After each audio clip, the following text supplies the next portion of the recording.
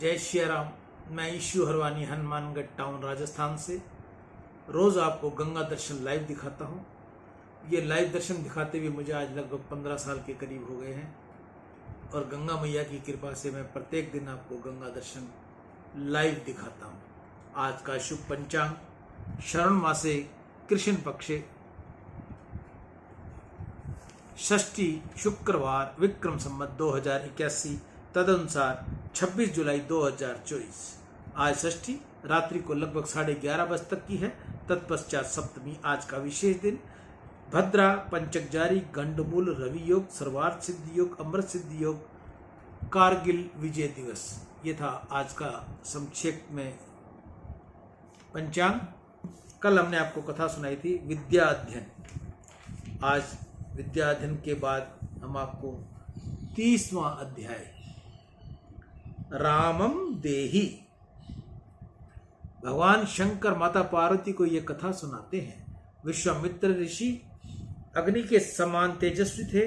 परमात्मा समय अपनी माया से श्री राम रूप में प्रकट हुए। ऐसा जानकर जो अयोध्या में उनके दर्शनों के लिए आए, विश्वामित्र जी की गणना ब्राह्मणों में होती थी। महर्षि से ये महर्षि ब्राह्मण विश्वामित्र जी की गणना ब्राह्मणों में होती थी। राज ऋषि से ये महर्षि हो गए थे। गायत्री मंत्र के आचार्य हुए थे। जगत के इतिहास में एक ही उदाहरण है कि जन्मजात क्षत्रिय होने पर भी तप के प्रभाव से ये ब्रह्म ऋषि हुए। साधारणतः ऐसा नियम है कि जाति मरने के बाद ही बदलती है, चाहे जितना भी ज्ञान बढ़े। मानव चाहे कितनी भी भक्ति करे, परंतु उसको उसकी जाति बदलती नहीं। जाति जन्म से ही मिलती है और मरने के उपरांत बदलती है। सृष्टि का ऐसा ही नियम है। करेले को 2-4 महीने तक खांड में चाशनी में डुबोकर रखोगे तो करेले में मिठास तो आएगी, परंतु करेले की कड़वाहट जाएगी नहीं। जाति धर्म जन्म से ही लागू हो जाते हैं और मरने के बाद ही छूटता है, नष्ट होता है। अपवाद में केवल एक विश्वामित्र ही उदाहरण मिलता है। विश्वामित्र ऋषि के लिए भी ग्रंथों में ऐसा लिखा है कि विश्वामित्र क्षत्रिय के घर प्रकट हुए थे, परंतु ब्रह्म बीज थे। दिया हुआ प्रसादी चरु भात ब्रह्म बीज से आमंत्रित था। इसके लिए क्षत्रिय कुल में जन्म होते हुए भी उनकी तीव्र इच्छा थी कि मुझे ब्राह्मण होना है, मुझे ऋषि होना है, महर्षि होना है। वशिष्ठ मुझे ब्रह्म ऋषि कहकर बुलाए। वशिष्ठ और विश्वामित्र की कथा वाल्मीकि रामायण में विस्तार से वर्णन हुई है। कुश राजा के वंश में गाधी नाम के विख्यात राजा हुए। विश्वामित्र जी उन्हीं के पुत्र थे। महातेजस्वी विश्वामित्र ने अनेक वर्षों तक पृथ्वी का शासन किया, पालन किया। एक समय वे वशिष्ठ ऋषि के आश्रम में जा पहुंचे और वहीं उन्होंने कामधेनु सबला को देखा। कामधेनु में ऐसी शक्ति होती है कि वह इच्छित पदार्थ दे सकती है। विश्वामित्र ने सबला का प्रभाव देखा। लोभ में इनका मन बिगड़ा। लोभ में लक्षण का लोप हो जाता है। क्षत्रिय राजाओं को गो ब्राह्मण प्रतिपालक कहते हैं। गाय और ब्राह्मण की रक्षा करना ये क्षत्रिय का मुख्य धर्म है, परंतु विश्वामित्र को लोभ के वंश होकर गाय और ब्राह्मण पर अत्याचार करने को तैयार हो गए। उन्होंने वशिष्ठ ऋषि से सबला की मांग की, परंतु वशिष्ठ ऋषि ने सबला को देने से मनाही कर दी। विश्वामित्र ने सबला को बलात् ले जाने का प्रयत्न किया। जब सबला को क्रोध आया, उसे अगणित सैन्य उत्पन्न की और विश्वामित्र की समस्त सेना का नाश किया। विश्वामित्र के एक पुत्र को छोड़कर सभी पुत्रों का नाश कर दिया। इससे विश्वामित्र को अत्यंत खेद हुआ। हताश होकर उन्होंने जीवित पुत्र को राज्य सौंप दिया और समय वन में जाकर तप करने लगे। उग्र तप से विश्वामित्र जी ने महादेव को प्रसन्न किया। महादेव ने वरदान में उनको अनेक प्रकार के शस्त्र तथा तद विषयक ज्ञान प्राप्त किया। इन नए प्राप्त हुए शस्त्रों से उन्होंने वशिष्ठ ऋषि के आश्रम का विनाश किया। पीछे वशिष्ठ ऋषि को मारने गए तो वशिष्ठ ऋषि ने अपने ब्रह्म बल से विश्वामित्र के ब्रह्मास्त्र को भी शांत कर दिया और विश्वामित्र का पराभव कर दिया। वशिष्ठ जी ने तो निर्वैर थे, न तो उन्होंने विश्वामित्र की कोई हानि की, न उन्होंने उनका कोई अनिष्ट हो सोचा। इन दोनों बार ही हार से विश्वामित्र ने समझा कि क्षत्रिय बल व्यर्थ है, ब्रह्म बल ही सच्चा बल है। ऐसा विश्वास होने पर विश्वामित्र ने वशिष्ठ ऋषि के समान ब्रह्म बल प्राप्त करने का निश्चय किया और उसके लिए अत्यंत उग्र तपस्या प्रारंभ की। उनके अलौकिक तप से घबराकर इंद्र आदि देवताओं ने अनेक विघ्न खड़े कर तप को बारंबार भंग करवाया। पहले विश्वामित्र जी काम के वशीभूत हुए। बहुत तप करने पर भी बुद्धि में से सूक्ष्म काम जल्दी जाता नहीं। काम को मारना बहुत कठिन है, परंतु विश्वामित्र जी ने दूसरी बार अति उग्र तपस्या की और अंत में काम को वश में किया। तब बलवान क्रोध उनको त्रास देने लगा। काम का विजय मिल सकती है, परंतु क्रोध पर विजय मिलनी बहुत कठिन है। काम को वशीभूत करने में अनेक ऋषि मुनि क्रोध करके अपने तप को भंग किए बैठे हैं। क्रोध है तो काम की ही संतान, परंतु काम से वह अधिक प्रबल है। तप का बारंबार भंग होने पर भी विश्वामित्र अपने निर्णय में अडिल रहे। उत्तरोत्तर तप की उग्रता बढ़ाते गए। तप के बल से राजऋषि कहलाए। उनके बाद ऋषियों में उनकी गणना हुई। तप बढ़ने पर महर्षि की पदवी भी इनको प्राप्त हुई। उस पर भी विश्वामित्र को संतोष नहीं हुआ। सत्कर्म तप में भक्ति में संतोष मानना नहीं। इसमें जो संतोष मानता है वह फिर आगे नहीं बढ़ सकता। विश्वामित्र को तो ब्रह्म ऋषि की पदवी प्राप्त करनी थी। जब तक कि पराकाष्ठा आ पहुंची तब ब्रह्मा सहित सब देवताओं ने प्रत्यक्ष होकर उनको ब्रह्म तत्व दिया। ब्रह्मादि देवताओं ने कहा, हे विश्वामित्र, तुम्हारे तप से हम सब प्रसन्न हुए हैं। तुमने अति उग्र तप किया। तप के प्रताप से तुमको ब्रह्म तत्व प्राप्त हुआ है। अब तुम ब्रह्म ऋषि हो गए हो। देवताओं ने अनेक ब्रह्म तत्व को स्वीकार किया, परंतु जब तक वशिष्ठ ऋषि उनको ब्रह्म ऋषि स्वीकार न करें तब तक विश्वामित्र को संतोष नहीं था। उनके ब्रह्म ऋषि को वशिष्ठ ऋषि की सम्मति न मिले तो उस ब्रह्म ऋषि पद का महत्व विश्वामित्र जी के मन में कुछ भी न था। उसके बाद एक रात्रि को विश्वामित्र वशिष्ठ के आश्रम में गए। उस समय वशिष्ठ अपनी पत्नी अरुधत्ती देवी के साथ सत्संग कर रहे थे। विश्वामित्र एक कोने में छिपकर खड़े हुए और पति पत्नी के बीच की बातचीत सुनने लगे। अरुधत्ती ने कहा कि चांदनी कैसे निर्मल है। तब वशिष्ठ जी बोले, हाँ देवी, परंतु विश्वामित्र ऋषि ने ब्रह्म तेज जितनी निर्मल नहीं है। विश्वामित्र का ब्रह्म तेज अति निर्मल है। विश्वामित्र को यह सुना, वे विचार करने लगे, ये वशिष्ठ ऋषि कितने महान हैं। मैंने इनके साथ कितना वैर किया, इनके 100 पुत्रों को जलाकर भस्म किया, फिर भी इनको मेरे प्रति हृदय में किसी प्रकार का कुभाव नहीं, उल्टा सद्भाव है। मैंने भयंकर शत्रुता की, फिर भी मेरी प्रशंसा करते हैं, अपनी पत्नी से प्रशंसा करते हैं, और वह भी मेरे परोक्ष में। ऐसा महान कोई भी नहीं हुआ। वशिष्ठ ने वैर नहीं किया। कुटिल प्रसंगों के समय भी उन्होंने समय ही सब सहन कर लिया। उन्होंने कभी किसी का बुरा नहीं किया था, न किसी के लिए बुरा या बुरे वचन कहे। विश्वामित्र ने उनको बहुत कष्ट दिया। विश्वामित्र को उग्र दंड देने की शक्ति वशिष्ठ रखते थे, परंतु उन्होंने कभी शक्ति का उपयोग इस प्रकार नहीं किया। वशिष्ठ निर्वैर थे। उनका समत्व भाव स्थिर रूप से टिका रहता था। वशिष्ठ की ब्रह्मनिष्ठा अलौकिक थी। वह सच्चे ब्रह्म ऋषि थे। विश्वामित्र का हृदय नरम हो गया। वह वशिष्ठ के पास दौड़ते गए, उनके चरणों में मस्तक नवाया। वशिष्ठ ऋषि ने उनको आलिंगन दिया और हंसकर कहा, पधारो ब्रह्म ऋषि। विश्वामित्र को अत्यंत आनंद हुआ। वशिष्ठ ने उनको ब्रह्म ऋषि के रूप में स्वीकार कर लिया। उसके बाद दोनों के बीच प्रगाढ़ मैत्री हो गई। विश्वामित्र जनकपुरी के पास सिद्धाश्रम में रहने लगे। वहां के अनेक यज्ञ करते थे, परंतु मारीच स्वभाव आदि राक्षस उन्हें यज्ञों में विघ्न करते थे। विश्वामित्र ने विचार किया कि महान अयोध्या में प्रकट हुए भगवान अयोध्या में प्रकट हुए हैं, इस यज्ञ का तो एक ही निमित्त है, इस निमित्त में से भगवान को यहाँ ले आऊंगा और संपूर्ण दिवस परमात्मा के दर्शन करूंगा। कोई भी संकल्प का निमित्त हो, उस संकल्प में भगवान याद आए, प्रभु के दर्शन हो तो वह सत्कर्म सफल होता है। सत्कर्म करते हुए भगवान को भुला दे तो सत्कर्म का भी कोई मूल्य नहीं।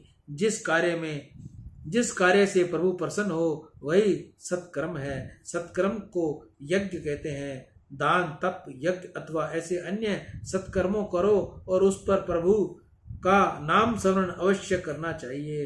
प्रभु स्मरण बिना सत्कर्म अभिमान उत्पन्न करता है। सत्कर्म से पुण्य मिलता है परंतु प्रभु नहीं मिलते।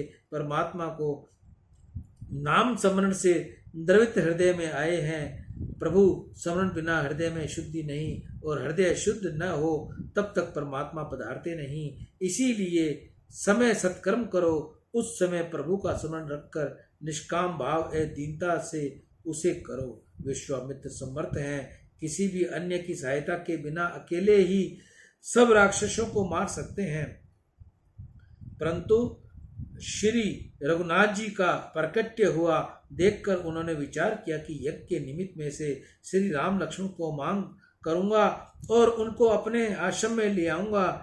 प्रभु की पुनित पधारवनी अपने आश्रम में करूंगा। ऐसा विचार करके विश्वामित्र अयोध्या में पधारे। विश्वामित्र ऋषि ने गंगा का वंदन किया। सरयू की महिमा पुरुषों ने बहुत वर्णन की है। सरयू साक्षात श्री राम गंगा है। सरयू का नाम श्री राम गंगा। सरयू के स्नान करने से पाप जलते हैं। किसी समय तुम अयोध्या जाओ तो खूब याद रखकर सरयू के घाट राम घाट पर स्नान करना।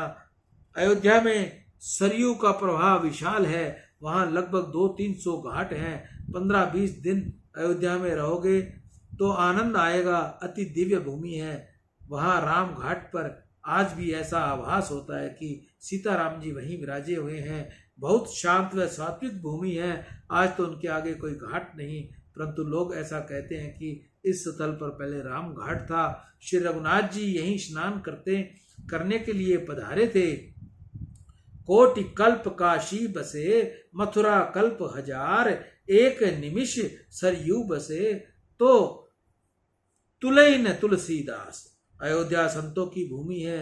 अन्य तीर्थों में संतों की परंपरा है, वह 50,000 वर्ष पीछे खंडित हो गई, जबकि अयोध्या में संतों की जो परंपरा है वह सृष्टि के आरंभ से आज दिन पर्यंत अखंडित है। अयोध्या में संत दर्शन का आनंद आता है। श्री अयोध्या जी की महिमा का वर्णन कौन कर सकता है। विश्वामित्र जी सरयू गंगा को साष्टांग वंदन करके पीछे स्नान किया। तीर्थ में सामान्य जल नहीं, तीर्थ में कुल्ला करना नहीं, साबुन लगाकर स्नान करना नहीं, तीर्थ में कपड़े धोना नहीं, तीर्थ देवों का वंदन किए बिना स्नान करना नहीं, तीर्थों में तन का नहीं मन का मैल धोना है। शास्त्र में लिखा है कि शरीर को शुद्ध करने के लिए घर में प्रथम शरीर शुद्धि का स्नान करके पीछे तीर्थ में स्नान कराना अति उत्तम है। कितने ही लोग गंगा किनारे, नर्मदा किनारे, परंतु बहुत ठंड पड़ती हो, वर्षा पड़ती हो तो गंगा जी को, नर्मदा जी को वंदन करते नहीं, उसमें स्नान भी करते नहीं। तीर्थ में जाकर जो तीर्थ का वंदन न करे, स्नान न करे, वह तीर्थ का अपमान करता है। किसी भी तीर्थ में जाओ तो प्रथम तीर्थ देवता का वंदन करो, उसके पीछे स्नान करो, तीर्थ में उपवास करो। उपवास करने से शरीर की शुद्धि होती है, शरीर में सात्विक भाव जागृत होता है, पाप भस्म होता है। तीर्थ में भूमि का शयन करो। धर्मशाला की खटिया पर सो नहीं। जिस खटिया पर किसी ने पाप किया होगा उस पर सोने से वह तुमको भी लगेगा। स्थान की पवित्र बनाओ, अपना वस्त्र बिछाओ, माला करो और पीछे सो जाओ। तीर्थ में मौज मजा न करो। तीर्थ में केवल घूमने फिरने की भावना से न जाओ। तीर्थ में क्रोध नहीं किया जाता, किसी की निंदा नहीं की जाती। कितने ही लोग तो तीर्थ में जाकर पाप करते हैं। अन्यंत्र किया हुआ पाप तीर्थ में जाकर धुल जाता है, परंतु तीर्थ में जाकर जो पाप करता है उसको बहुत भारी सजा मिलती है। एक एक तीर्थ में एक एक पाप छोड़ो, एक एक त्याग बढ़ाओ। परमात्मा के लिए अतिशय प्रिय वस्तु का त्याग करोगे तो परमात्मा को दया आएगी। तीर्थ में जाकर काम क्रोध जैसे विकार छोड़ो, तीर्थ में ब्रह्मचर्य का पालन करो, सत्संग करो, तप और संयम से प्रतिवर्त होकर भावना से तीर्थ में जाओ। अयोध्या वैराग्य भूमि है, सरयू का स्नान, सरयू यमुना का किनारा भक्ति भूमि है, ब्रज भूमि प्रेम भूमि है, काशी गंगा का किनारा ज्ञान भूमि है, नर्मदा का किनारा तपो भूमि है, गंगा और नर्मदा का वाहन है मगर, श्री यमुना जी और सरयू जी का वाहन है कछुआ। श्री गंगा नर्मदा जी के ज्ञान स्वरूपा है, ज्ञान मोहनी, मगर तो मारता है, अज्ञान का विनाश करता है। श्री यमुना जी और सरयू जी भक्ति स्वरूपा है, इनका वाहन कछुआ है। अपने को स्थित प्रज्ञ बनाता है। स्थिर प्रज्ञ का लक्षण वर्णन करते समय भगवान को भी कछुआ याद आ जाता है। जरा भी भय सा लगा कि कछुआ एकदम अपने ऊपर अंग को सिकोड़ लेता है, समेट लेता है, अपने खोतर में खींच लेता है। इंद्रियों के विषय मनुष्य के लिए भय रूप है। जो इन विषयों में अपनी सर्वेंद्रियों को समेट लेता है, खींच लेता है, उसकी बुद्धि स्थिर हो जाती है। सरयू में स्नान करके विश्वामित्र जी दशरथ महाराज जी के दरबार में पधारे। विश्वामित्र जी आता देखकर दशरथ महाराज उठ खड़े हो गए। तुम्हारे आंगन में कोई साधु संत आए, कोई ब्राह्मण आए तो तुम भी उठकर खड़े हो जाओ। कितने ही लोग तो ऐसा समझते हैं कि ये महाराज कुछ मांगने आए होंगे, कोई मांगने आवे वहां मुझे उठने की क्या जरूरत है, मैं देने वाला हूँ, सबसे इससे बड़ा हूँ। देने वाला कोई बड़ा नहीं और लेने वाला कोई छोटा नहीं। जीव मात्र ईश्वर का अंश है, ईश्वर की संतान है। परमात्मा की सतत को छोटा गिनो तो परमात्मा को बुरा नहीं लगेगा, परंतु राज्य में कोई बड़ा नहीं हो, कोई छोटा नहीं, सभी समान है। जीव जो छोटा मानकर उसका अपमान करना नहीं, नरम होकर दीन बनकर आंखें नीची रखकर दान दो। कितने ही दान देते हैं परंतु अकड़ से देते हैं, कितने ही दो चार धक्का दे देते हैं। इससे ठाकुर जी को बहुत बुरा लगता है। तुम साधु ब्राह्मणों को थोड़ा दोगे तो चलेगा, परंतु मान पूर्वक दो, विवेक से दो, भगवान भाव रख कर दो। लेने वाले के हृदय में भी परमात्मा बैठे हैं, ऐसी भावना रखो कि मैं देता नहीं, मेरे राम जी देते हैं। देने वाले राम जी और लेने वाले भी राम जी। गरीब का देने वाले भी राम जी, गरीब का, ब्राह्मण का सम्मान होता है, वहाँ परमात्मा बहुत राजी होते हैं। दशरथ महाराज उठकर खड़े हुए, उन्होंने विश्वामित्र जी का स्वागत किया, उनकी पूजा की, हाथ जोड़कर उनका अभिवादन किया। महाराज दशरथ ने कहा, हे मुनिंदर, आप पधारे, इससे आज मैं कृतार्थ हुआ। मेरे घर आपके पवित्र किया। जिस घर में आप जैसे महानुभव पधारे उस घर में सब प्रकार की संपत्ति आती है। जिस घर में बगैर आमंत्रण कोई भजनानंदी वैष्णव साधु संत आए वह घर वैकुंठ जैसा है। घर की शोभा संत सेवा से होती है। जिस घर में गरीब का सम्मान होता है, जिस घर में श्री राम भजन श्री कृष्ण कीर्तन होता है, उस घर में प्रभु का धाम है। वैसे तो सर्प भी घर बनाता है, परंतु जिस घर में संतों के चरण की रज न पड़े, जिस घर में गरीब का सम्मान न हो, जिस घर में परमात्मा के नाम का कीर्तन न हो, वह घर नहीं। महाराज दशरथ ने विश्वामित्र से कहा, आप कृपा करके पधारे, इससे मन में बहुत आनंद हुआ है। मैं आपकी क्या सेवा करूं? विश्वामित्र जी ने दशरथ राजा से कहा, मैं कुछ विशेष मांगने आया हूं। रामम च लक्ष्मणम चापि महम देहि किए दिनम। पवित्र ब्राह्मण परमात्मा की ही मांग करते हैं, वे दूसरे कुछ मांगते नहीं। विश्वामित्र जी मांगते हैं परंतु भगवान की ही मांग करते हैं। राजन, मुझे अन्य कुछ आवश्यकता नहीं है। मेरे यज्ञ में राक्षस विघ्न करते हैं, तुम राम लक्ष्मण को मुझे दे दो।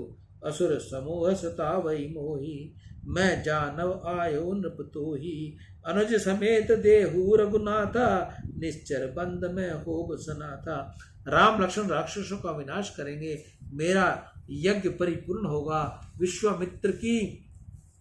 विश्वामित्र ने रामचंद्र जी की मांग की तो दशरथ महाराज का उत्साह मंद हो गया। वह हाथ जोड़कर बोले, गुरुदेव, मेरे राम को आंखों से दूर न करो।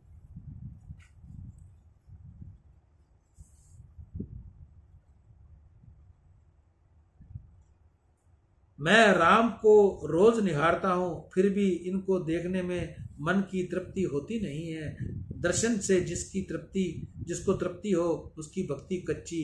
वैष्णव दर्शन का लोभी होता है, एक बार, हजार बार, अनेक बार दर्शन करे तो भी उसकी तृप्ति होती नहीं। महाराज दशरथ ने कहा, अपने राम को देखने रहने में मेरा मन तृप्त होता नहीं। गुरुजी, वृद्धावस्था में आप सबसे आशीर्वाद से मेरे घर के चारों बालक हुए हैं और ये चार बालक मुझको प्यारे लगते हैं। मेरा राम तो मुझे प्राणों की अपेक्षा भी बहुत प्यारा है। राम मेरा पुत्र है, इसी से मुझको प्यारा लगता है। ऐसा नहीं कि मेरे राम में बहुत सी सद्गुण एकत्रित हैं। मेरे शत्रुओं को भी यह प्यारा लगता है। मेरे शत्रु भी राम की प्रशंसा करते हैं। शत्रु जिसकी प्रशंसा करे वह प्रशंसा सच्ची होती है। जहाँ तुम्हारे प्रेम स्नेह है वहाँ तुमको कोई दोष दिखाई देगा नहीं। तुम अपनी प्रशंसा करो, इसमें क्या आश्चर्य है। पुत्र का हुआ न हुआ हो उस तब तक उसकी माँ भी उसके विषय में झूठी प्रशंसा करती है, और वह तो बहुत चतुर है, रूपवान है। अरे कैसा चतुर है, यह तो संसार को अच्छी तरह खबर है। घर के लोग प्रशंसा करें वह सच्ची नहीं, शत्रु प्रशंसा करे वह सच्ची है। दशरथ महाराज ने कहा, गुरुजी, मेरे राम सबको प्यारा लगता है, आपको अधिक क्या कहूँ। राम जगत के इतिहास में मेरे राम जैसा पुत्र हुआ नहीं, और मुझको ऐसा लगता है कि भविष्य में ऐसा बालक होगा भी नहीं।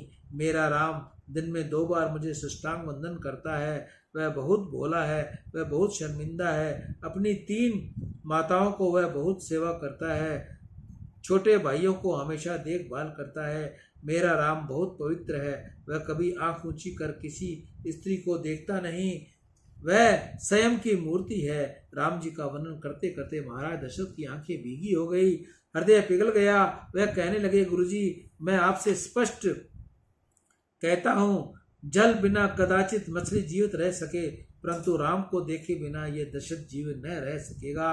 महाराज दशरथ ने जो कुछ कहा वह अक्षरशः सत्य है, इसमें तनिक भी अतियोक्ति नहीं। गुरुजी, मैं राम का वियोग सहन नहीं कर सकता। कहो तो मैं राज्य दे दूं, कहो तो अपने प्राण दे दूं।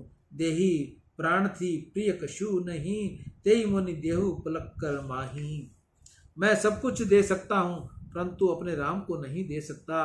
राम देत नहीं बने गुसाई। मेरा जीवन राम के अधीन है। विश्वामित्र जी को आनंदाचार्य हुआ, राजा का कैसा शुद्ध प्रेम है।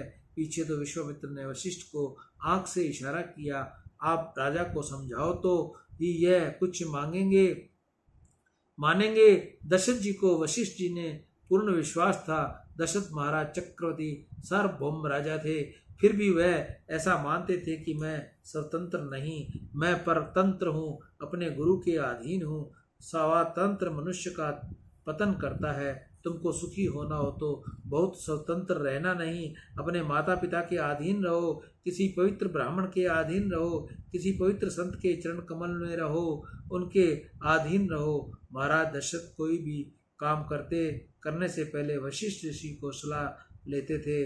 वह तपस्वी ब्राह्मण थे, जिसको किसी प्रकार का स्वार्थ नहीं था, जिसकी ब्रह्म दृष्टि स्थिर हो गई थी। ऐसे वशिष्ठ महर्षि का आज्ञा अनुसार दशरथ महाराज अनेक कार्य करते थे। तुम भी किसी पवित्र ब्राह्मण की आज्ञा लेकर काम करो तो सुखी रहोगे। राजा, क्षत्रिय और मंत्री ब्राह्मण अनादि काल में से चलता आ रहा है। राम राज्य में भी वशिष्ठ गुरु जो कहते वही होता था। पवित्र सर्वार्थ रहित ब्राह्मण समाज सुखी हो, ऐसे नियमों की रचना करते थे। आजकल तो कितने नियम बनाए जाते हैं, परंतु आज बनाए और आने वाले कल ही उन्हें बदलना पड़ता है। ब्रह्मनिष्ठ महर्षि वशिष्ठ ने एक बार जो नियम बनाते थे उसमें परिवर्तन करने की जरूरत पड़ती ही नहीं थी। राजा क्षत्रिय हो और मंत्री पवित्र ब्राह्मण हो तो प्रजा सुखी होती है। महाराज दशरथ की निष्ठा थी कि वशिष्ठ जी जो कहे वही मुझको करना है। वशिष्ठ राजा ने एकांत में ले गए और समझाया, राजन, विश्वामित्र जी तपस्वी ब्राह्मण हैं, वह मांगने आए हैं और तुम मना करो, यह ठीक नहीं है। उनकी सेवा करने से तुम्हारा पुत्र सुखी होगा। पवित्र ब्राह्मण की सेवा करे तो बुद्धि सुधरे और लक्ष्मी भी मिले। कल ही राम का जन्माक्षर मेरे हाथ में आया था, उसको देखकर मुझे यह विश्वास है कि इसी वर्ष अति सुंदर कन्या के साथ राम की लगन होगी। जन्माक्षर में ऐसा योग्य है। मुझे लगता है कि ये विश्वामित्र जी राम की लगन कराने के लिए ही आए हैं। तुम राम को इनके साथ भेज दो, सब कुशल मंगल होगा। राजा दशरथ ने अभिनित होकर पूछा, गुरुजी, आपको विश्वास है कि मेरे राम की लगन कराने के लिए ही विश्वामित्र आए हैं? वशिष्ठ जी ने कहा, हाँ, मुझे ऐसा ही लगता है। तब राजा ने कहा, तब तो राम को आने वाले कल नहीं आज ही भेजने को तैयार हूँ। जल्दी जल्दी मुहूर्त निकालो। गुरुजी ने मेरी वृद्ध अवस्था है, इस कारण मुझे भय लगता है यह शरीर कब पूरा हो जाए, कुछ कहा नहीं जा सकता। मेरे राम का विवाह हो जाए, श्री सीता राम सिंहासन पर विराजें और मैं अपनी आंखें से देखूं, पीछे भले ही वह शरीर पूरा हो जाए, मेरा इतना मनोरथ परमात्मा पूर्ण कर दे तो मुझे अन्य कोई अभिलाषा नहीं। वशिष्ठ ने कहा, राजन, तुम शिव जी की त्रिकाल पूजा करते हो, भगवान शंकर तुम्हारा मंगल करेंगे। विश्वामित्र मांगने आए हैं तो उनको राम लक्ष्मण दोनों भाइयों को देकर प्रसन्न रहो, प्रसन्न करो। राजा दशरथ सहमत हुए, परंतु राम जी ने वैराग्य जागृत हुआ था। दशरथ महाराज ने विश्वामित्र से कहा, महाराज, राम को खुशी से तुम ले जाओ, परंतु मेरा राम बहुत उदास रहता है, पर्वती से दूर रहता है, इसे आप कुछ समझाइए। सियावर राम जय जय राम, मेरे प्रभु राम जय जय राम। राम रामम देही अध्याय का यहाँ पूर्ण हुआ। कल हम आपको सुनाएंगे 31वां अध्याय, राम जी का वैराग्य। 31वां अध्याय, राम जी का वैराग्य। सियावर राम जय जय राम, मेरे प्रभु राम जय जय राम। जय मंगल भवन मंगलहारी, द्रवौ सदशिव अजर बिहारी, दीन दयाल विरुद्ध संभारी, हरहु नाथ मम संकट भारी, हरहु नाथ मम संकट। मैं ईशु हरवानी हनुमानगढ़ टाउन राजस्थान से रोज आपको गंगा दर्शन लाइव दिखाता हूँ। आज फिर एक सूचना जो मैं लगभग रोज दोहराता हूँ। जिस माता बहन के घर तुलसी का पौधा विसर्जन हो गया है और वह पौधा बहुत सालों से आपने पूजा की है, तो कृपया उसे बाहर मत फेंकिए। उसकी काष्ठ को छांटकर साफ करके साफ सुथरे कपड़े में रखकर अपने पूजा स्थान पर रख उसकी पूजा करें। अगर आप चाहो कि मैं आपको उसकी तुलसी की माला बनाकर दूं तो वह पौधा साफ करके कोरियर द्वारा आप मुझ तक भेजिए। मैं आपकी माला बनाकर कोरियर से आप तक भेज दूंगा। आने जाने का कोरियर आपका रहेगा। माला बनाने का किसी प्रकार का कोई चार्ज व शुल्क नहीं होगा, वह हमारी बिल्कुल निःशुल्क सेवा रहेगी। ईशु हरवानी हनुमानगढ़ टाउन राजस्थान। राम।